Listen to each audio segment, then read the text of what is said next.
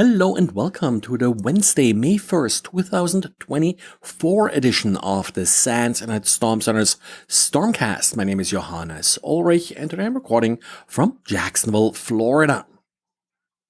Came across yet another attack against Nas Devices today.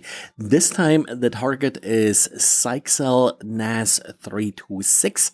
Interestingly, that this is a little bit an older vulnerability. It was first described, including a proof of concept late last year. I think it was November, and haven't really seen any exploit attempts for this vulnerability so far.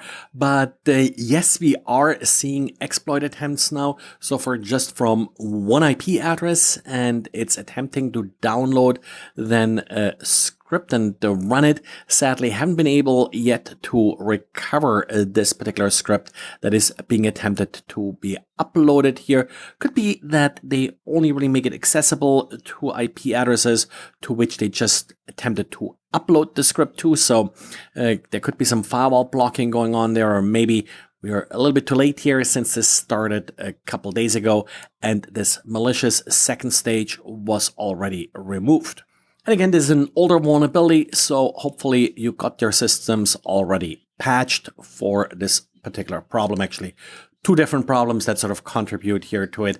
The reason it sort of stuck out to me a little bit when I saw it was the odd URL format where it's /cmd comma and then the remainder of the URL. It's a post request, and then the actual payload looks like it's sort of trying to install some kind of package here and then passing sort of standard command injection this additional payload parameter. And if you ever talk to a data scientist, a lot of their work, in particular when it comes to machine learning, of course, these days AI, well, that is often done using the language R. R was designed around statistical computing, so it's very well versed in things like data visualization and machine learning. Does not typically allow the execution of sort of arbitrary operating system commands and such.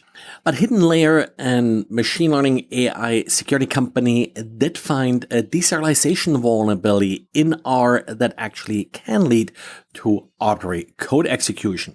Just like with any language, much of the code that you are running in R is actually downloaded from third-party repositories. There's something called the Comprehensive R Archive Network, or CRAN, that contains something like 20,000 packages according to Hidden Layer. And of course, there would be ample opportunity for an attacker to offer a malicious payload that then takes advantage of this deserialization vulnerability. And the patch was released with R version 4.4.0. And talking about supply chain vulnerabilities, JFrog has done some work with Docker to identify malicious Docker repositories. On Docker Hub, you usually have a short description of a particular project, and that description may include links for example, the documentation or such of the project.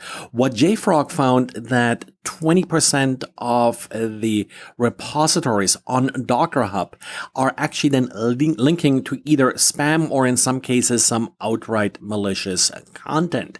Also interesting here is that these repositories don't even bother to actually publish a Docker image.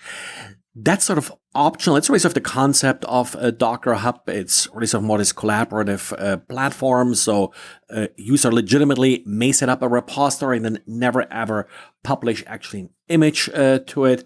But in this case, it appears that these particular repositories were only set up in order to redirect victims to their malicious websites. In some cases, just some simple spam, like typical sort of pill mill kind of stuff. JFrog and Docker identified 2.8 million repositories that follow this pattern and of course have removed them by now. And if you have been in the IT industry for a while, you probably noticed the trend that any standard being used for direct attached storage will eventually be exposed over the network. This was of course with SCSI and iSCSI than the case?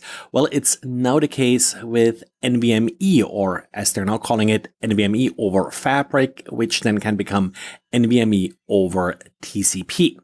Given the increased speed of networks in the 100 gigabit range and the like, it envisions that you have this pool of NVMe drives that are directly accessible over the network. Security company CyberArk now took its syscaller fuzzer in order to test the NVMe over a TCP implementation in the Linux kernel. Shouldn't be a huge surprise, but they found 5 different vulnerabilities. And with these drivers running as kernel modules, these vulnerabilities then may lead to a remote code execution in the kernel.